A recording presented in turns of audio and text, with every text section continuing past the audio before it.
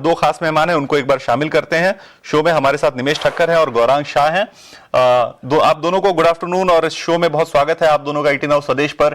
Gaurang sir, पहला सवाल आपसे मार्केट पर लेना चाहता हूं कि क्या मार्केट आज आपको लग रहा है आज के ट्रेड में, क्योंकि शुरुआत फ्लैटिश हुई थी, ग्लोबल संकेत बहुत अच्छे थे नहीं, मिक्स्ड ग्लोबल संकेत थे, यूएस के फ्यूचर्स में गिरावट थी सुबह के टाइम में, और उसके बाद अब इंडियन मार्केट भी थोड़ा फ्लैट टू नेगेटिव ट्रेड करते हुए दिख रहे हैं। क्या नजरिया आपका बाजार के ऊपर है? धन्यवाद विकास जी, आपका इस मंच पर आमंत्रित करने के लिए। सभी को प्रणाम और शुभ दिन हमारे तरफ से। थोड़ा डिस्क्लोजर दे देते हैं कि जो भी निवेश लायक रणनीति बुनियादी दर के आधार पर आज दोपहर इस कार्यक्रम में रखेंगे, ये हमारी बुनियादी दर के आधार पर फंडामेंटल रिसर्च टीम की राय है। इसमें हमारी कंपनी जीवजित अथवा मेरा किसी भी प्रकार का व्यक्तिगत निवेश नहीं, ना ही किसी प्रकार का वित्तीय लाभ मिलता है, ना ही किसी प्रकार का कॉन्फ्लिक्ट ऑफ इंटरेस्ट। लेकिन इसी स्तर पर राय हम हमारे क्लाइंट्स को देते हैं, संभव है कि उनका निवेश। और देखिए, अनिश्चितता का माहौल मेरे ख्याल से थोड़े समय तक रहेगा, क्योंकि ये जो अंतर्राष्ट्रीय स्तर से खबरें आ रही है, ये केवल मात्र हमारे बाजार को नहीं लेकिन पूरे विश्व भर के बाजार को परेशान कर रही है।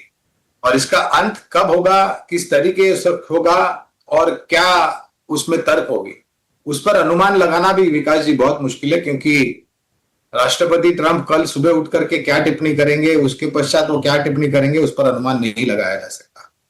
हालांकि ये अच्छी बात है कि 25,000 के नीचे हम फिसले थे मेरे ख्याल से कल परसों, वहां से हम ऊपर के तरफ के दायरे देखे करीबन 25,300 के पार गए और आज फिर से नीचे की तरफ के दायरे। तो ये उठा पटक का जो माहौल है, कहने का तात्पर्य ये है कि ये जो वोलेटिलिटी है, उठा पटक जो है, वो कुछ समय तक हावी रह सकती है। आज शुक्रवार है, हफ्ते का आखिरी दिन। अगला हफ्ता सोमवार को 26 जनवरी है, इसके लिए छुट्टी होगी, एक छोटा हफ्ता होगा।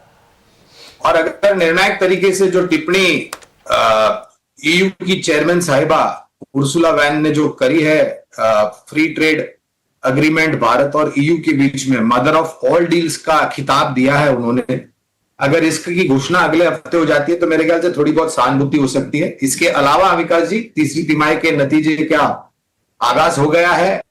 काफी सारे कंपनियों के नतीजे हमने इस हफ्ते देखे, आज कल भी देखेंगे, अगले हफ्ते भी देखेंगे। अगर ये तीसरी तिमाही नतीजों का जो सिलसिला है, अगर अनुमान या अनुमान से बेहतर आते हैं नतीजे, मैं पूरा समीकरण आपके समक्ष रखना चाहता हूं, तो शायद बाजार को थोड़ी सहानुभूति होगी। और एक दूसरा कारण यह भी है कि निर्णायक तरीके से निरंतर विदेशी संस्थागत निवेशकों की बिकवाली हो रही है। कल भी करीबन 2,400 करोड़ की बिकवाली विदेशी संस्थागत निवेशकों ने की थी। 5,200 करोड़ की खरीदारी या 4,200 करोड़ की खरीदारी मेरे ख्याल से स्थानीय संस्थागत निवेशकों ने करी।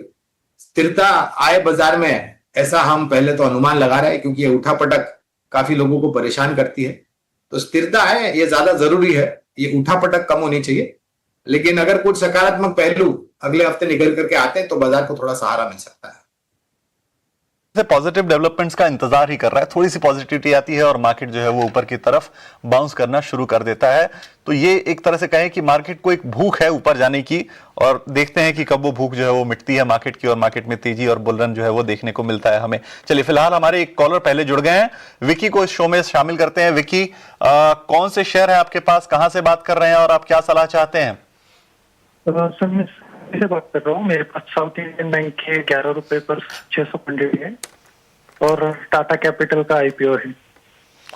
बिल्कुल। सो आपके पास साउथ इंडियन बैंक के शेयर हैं, 6,000 शेयर हैं आपके पास, 600 शेयर हैं आपके पास 11 रुपए के भाव पर। हाँ, तो फिर तो आपके पैसे 4 गुना हो गए, 4 गुना हो गए। हाँ सर, और टाटा कैपिटल का आईपीओ भी है। तो आपका सवाल क्या है कि आप इन पैसों का क्या करेंगे, ये पूछना चाहते हैं? हाँ, मैं लॉन्ग टर्म के लिए होल्ड करना चाहता हूँ। अच्छा, लॉन्ग टर्म के लिए और वेल्थ क्रिएशन आप करना चाहते हैं, ठीक है। हाँ। और टाटा कैपिटल आपके पास किस भाव पे है? वो आईपीओ का है 320।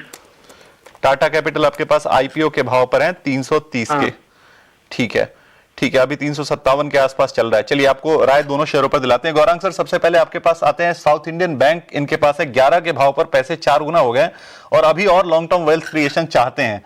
क्या इनको होल्ड करके रखना चाहिए, टाइट होल्ड करके बैठे रहें, या फिर थोड़ा प्रॉफिट बुकिंग करके उस प्रॉफिट को एंजॉय कर सकते हैं? तो पहले तो मेरे ख्याल से ये एक उदाहरण है विकास जी कि अगर आप छोटी बैंकों में भी निवेश करते हैं लेकिन अच्छी बैंकों में निवेश करते हैं तो किस प्रकार से आपके धन में, आपकी निवेश की गई राशि में वृद्धि हो सकती है। और मैं ये मान के चल रहा हूं कि 11 रुपए का जो निवेश है साउथ इंडियन बैंक में, ये काफी समय पहले था, क्योंकि 11 रुपए का दाम हमने हाल फिलहाल देखा नहीं है। कई वर्षों पहले हमने ये दाम देखे थे, 10 रुपए के भी नीचे चला गया था south Indian bank.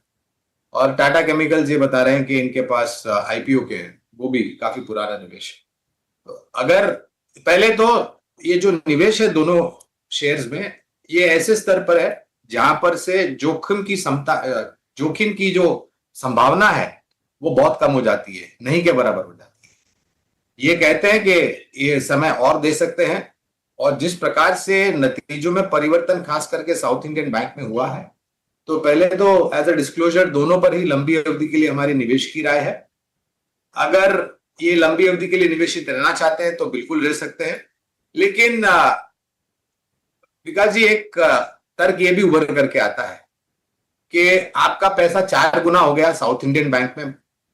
Tata chemicals का आईपीओ दाम तो मुझे पता नहीं कितने का था तभी, लेकिन वहां पर भी इनकी पूंजी में काफी वृद्धि हो चुकी है। तो एक विचारधारा, ये मैं कोई बिकवाली करने की राय नहीं दे रहा। अब आप उदाहरण करके आपने यही पैसे बैंक एफडी में लगाए होते तो आपको कितना रिटर्न मिलता है, और आपने शेयर बाजार में लगाए तो आपको 4-5 गुना रिटर्न मिल रहा है। तो आपको मेरे ख्याल से आपका बुद्धिमत्ता का भी प्रयोग करना चाहिए। मैं ये नहीं कहता मुनाफा वसूली करें, हमारी दोनों पर खरीदारी की राय है। आप चाहे तो निवेशित रह सकते हैं, लेकिन ज्यादा लालच करना भी शेयर बाजार में अनिवार्य नहीं है, लेकिन लंबी अवधि के लिए बने रह सकते हैं। बिल्कुल ठीक है, तो ये सलाह जो है वो दे दी गई है विकी को। चलिए हमारे अगले कॉलर को शामिल करते हैं। जेपी पटनवाल हमारे साथ जुड़े हुए हैं। मिस्टर पटनवाल, आप कहां से जुड़े हैं और कौन से शेयर पर सलाह चाहते हैं? हाँ जी, मैं पानीपत हरियाणा से जुड़ा हूँ और यस बैंक पे मैं सलाह चाहता हूँ। 22 रुपए की मेरी एवरेज है, 7500 शेयर है मेरे पास, और 5 से 6 महीने का व्यू है मेरा। तो मैं जानना चाहता हूँ कि इसका टारगेट क्या होगा नियर फ्यूचर में, और डिप में और ऐड कर सकता हूँ क्या, या और स्टॉप लॉस क्या लगाऊं? ठीक है, बिल्कुल सही, आपका सवाल जो है वो बिल्कुल वैलिड है।